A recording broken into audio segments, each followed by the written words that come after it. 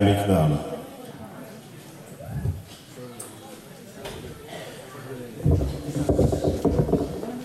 സാങ്കേതിക കാരണങ്ങളാൽ 5 നിമിഷം വൈകിയാണ് നാടകം തുടങ്ങുന്നത്.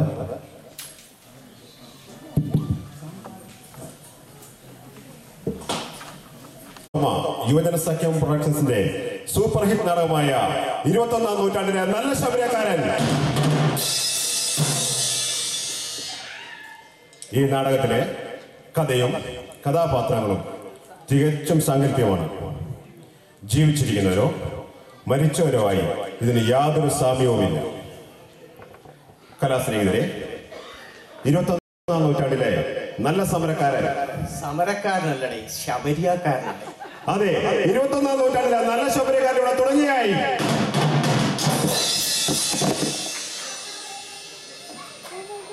ഏവർക്കും ഞങ്ങളുടെ സ്നേഹവന്ദനം. ഞങ്ങളുടെ ഈ നാടകം ജനീവ, കറാച്ചി, ടോക്കിയോ, ചെക്കോസ്ലോവാക്യ, ഭൂട്ടാൻ എന്നീ പ്രദേശങ്ങളിൽ അവതരിപ്പിക്കാൻ വളരെ ആഗ്രഹമുണ്ടായിരുന്നു. പക്ഷേ ഇവിടെ മാത്രമാണ് ഞങ്ങൾ അവസരം ലഭിച്ചത്. ഈ കഥ നടക്കുന്നത് യൂറോപ്പിലെ ശാന്തസുന്ദരമായ ഒരു ഗ്രാമത്തിലാണ് എന്ന് നിങ്ങൾ വിചാരിച്ചാൽ നിങ്ങൾക്ക് തെറ്റി. നമ്മുടെ കഥ നടക്കുന്നത് ഗോഡ്സോൺ സ്റ്റേറ്റ് ആയ ജോർജിയയുടെ ഇട്ടാവട്ടത്തിൽ എന്ന ലോറൻസ് എന്ന സിറ്റിയിലാണ്. ഇതാ നോക്കൂ, ആ മനോഹരമായ പട്ടണം, എല്ലാ സൗകര്യങ്ങളും ഉള്ള നാട്. ഒരു വശത്ത് നോക്കിയാൽ തലയുയർത്തി നിൽക്കുന്ന ലോറൻസ് സിറ്റി പോലീസിന്റെ ആസ്ഥാനം മന്ദിരം. എന്നാൽ മറുവശത്തോ ആരും അന്ത്യവിശ്രമം കൊള്ളുവാൻ കൊതിച്ചു പോകുന്ന പ്രകൃതി രമണീയമായ ടോം വേഞ്ചേഴ്സ് ഫ്യൂണറൽ ഹോം. അങ്ങ് താഴ്വാരത്തിലോ ഒരു എണ്ണപ്പാടത്തിൽ വേരൂന്നി നിൽക്കുന്ന അതിമനോഹരമായ ഒരു മർത്തോമ പള്ളി. പക്ഷേ സ്നേഹമുള്ളവരെ, കഥയുടെ തുടക്കം ഇവിടെ ഒന്നുമല്ല. സാഹിത്യം വലിച്ചടക്കാതെ പരിപാടി തുടങ്ങട്ടെ. അതെ, കഥ ആരംഭിക്കുന്നത് മർത്തോമ പള്ളിയുടെ അടുത്തുള്ള ഹാർബർ വാക്സ് കമ്മ്യൂണിറ്റിയിലെ 2020 താമസിക്കുന്ന വളഞ്ഞുകുഴി ഇട്ടൂപ്പിന്റെ വീട്ടിലാണ്. നാട്ടുകാരെ, നമുക്ക് ഇട്ടൂപ്പിനെ ഒന്ന് പരിചയപ്പെടാം. നാട്ടിൽ നിന്ന് വന്ന ഇട്ടൂപ്പ് അമേരിക്കയിലെത്തിയപ്പോൾ പേര് അമേരിക്കനൈസ്ഡായി മാറി VT യൂപ്പ് എന്നറിയപ്പെടാൻ തുടങ്ങി. നാട്ടിലെ പാരമ്പര്യം പറഞ്ഞാൽ ആനയെ കൊണ്ട് കറിവേപ്പില ഒടിക്കുകയും മയക്കിൽ കൂടെ കോഴിയെ ഒടിക്കുകയും ചെയ്തിരുന്ന തറവാട്ടിൽ നിന്നാണ് വളഞ്ഞുകുഴിയിൽ ഇട്ടൂപ്പ് VT യൂപ്പ് വന്നത്.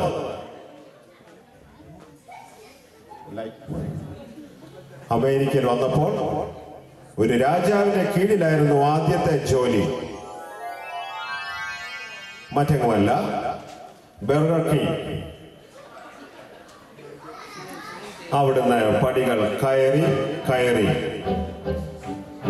റിയൽ എസ്റ്റേറ്റ് മേഖലയിലെ ഒരു മുടിച്ചൂട മന്നനായി.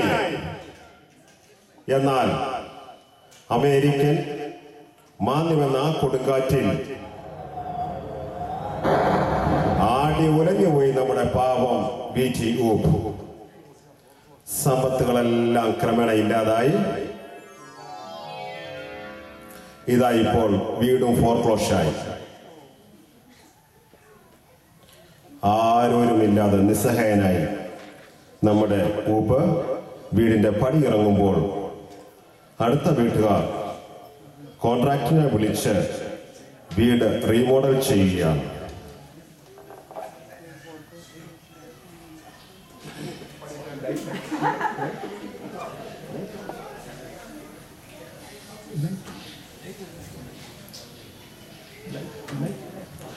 അത് അങ്ങോട്ട് നോക്കി, നമ്മുടെ ചാണ്ടിയച്ഛനല്ലേ വരുന്നത്. 500-ലധികം മെമ്പേഴ്സ് ഉണ്ടെന്ന് അവകാശപ്പെടുന്ന സ്ഥലത്തെ മർത്തോമപ്പള്ളിയിലെ വികാരി അച്ഛൻ. 500? ചുമ്മാതെ 35 എണ്ണം കാണുമായിരിക്കും.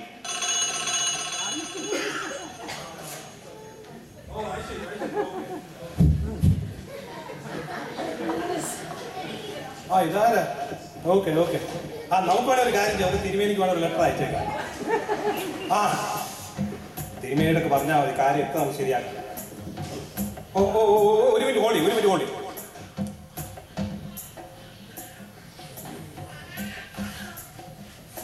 ആ ഇതാരാ ഇതാരാ?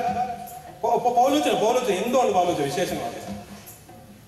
ഓ മോന്റെ വീട് കൂടാശ. ഓക്കെ, നമുക്ക് ഒരു മിനിറ്റ് ഞാൻ നോക്കട്ടെ സ്കെഡ്യൂൾ എങ്ങനെയാണ്. ഓ ഈ കൊന്തമാണെ വർക്ക് ചെയ്യാനും അറിയത്തില്ല, കൊച്ചമ്മ. ഒരു കാര്യം ചെയ്യാം, നമുക്ക് കപ്പ്യാരെ വിളിച്ചിട്ട് നമുക്ക് കപ്പ്യാരോട് ഒരു സ്കെഡ്യൂൾ നോക്കിയിട്ട് നമുക്ക് ശനിയാഴ്ച ഫിക്സ് ചെയ്യാം. ആ ശനിയാഴ്ച പറ്റൂലല്ലേ? ഓ തിരുമേനി വേണോ? തിരുമേനി ആണെങ്കിൽ സ്ഥലത്തില്ലേ, നമുക്ക് വേണമെങ്കിൽ ഒരു ഇമെയിൽ ഉണ്ടായി.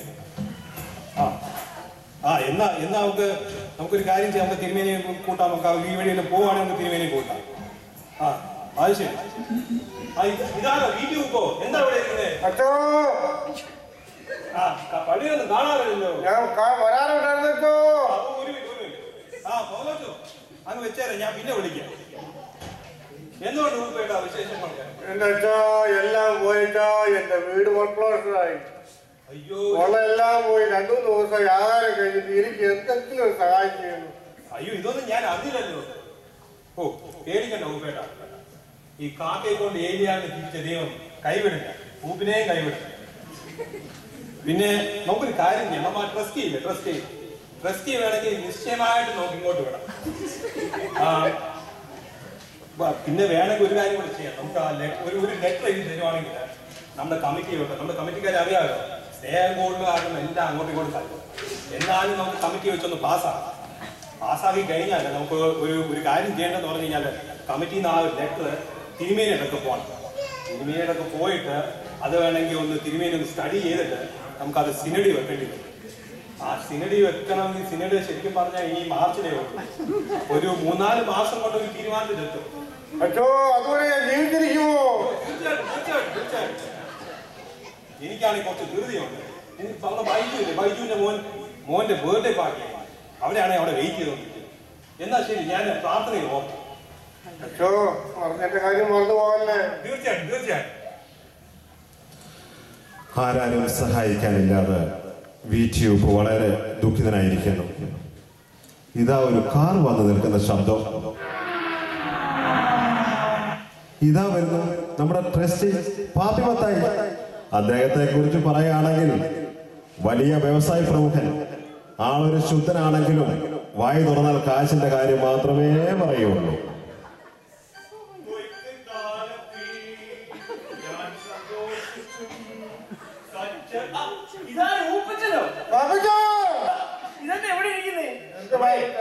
അച്ഛൻ വിളിച്ചായിരുന്നു, ഞാൻ സ്വന്തം വൈകി പോയതേ. ഞാൻ ഊപ്പത്തിന്റെ കണക്കൊക്കെ എടുത്ത് നോക്കായിരുന്നു. ജനുവരി മുതൽ ഡിസംബർ വരെ ഊപ്പിന്റെ കണക്ക് നോക്കാൻ ഒരു ബുദ്ധിമുട്ടുമില്ലായിരുന്നു. ഒന്നും തന്നിട്ടില്ലല്ലോ. പിന്നെ എന്താ പറ്റുന്നത്? എന്റെ വീട് വർക്ക്ലോസായി, എന്റെ എല്ലാം പോയി, വീടും പോയി, വീട്ടുകാരും പോയി. എനിക്ക് കഴിഞ്ഞ 2-3 ദിവസമായി ആഹാരം കഴിച്ചിട്ട് എനിക്ക് എന്തെങ്കിലും ഒരു സഹായം ചെയ്യും. എന്റെ ഞാനിതൊന്നും അറിഞ്ഞില്ലല്ലോ. അതൊക്കെ പോട്ടെ, നമ്മുടെ പള്ളിയുടെ കാര്യം മറക്കരുത്. കുടിശ്ശിയെല്ലാം തീർക്കാനുള്ള സമയമാണ്, വർഷാവസാനമാണ്.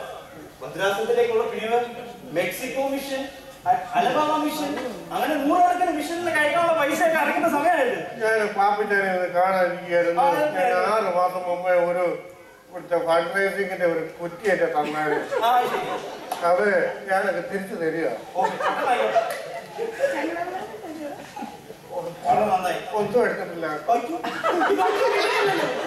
ഇങ്ങനെ പോയാൽ എന്റെ പാപ്പി കുപ്പിച്ചാ ഈ ഓടിച്ചോടത്തിന് പണിയൊന്നും നടക്കത്തില്ല കേട്ടോ. പറഞ്ഞു ചെന്നപ്പോ ഞാന് നമ്മുടെ സമയം പോയത് അറിഞ്ഞില്ല.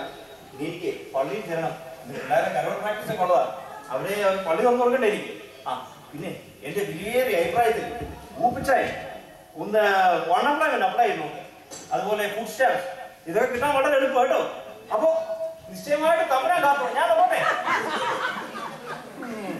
അച്ഛനും കൊള്ളാം, കണക്കനും കൊള്ളാം.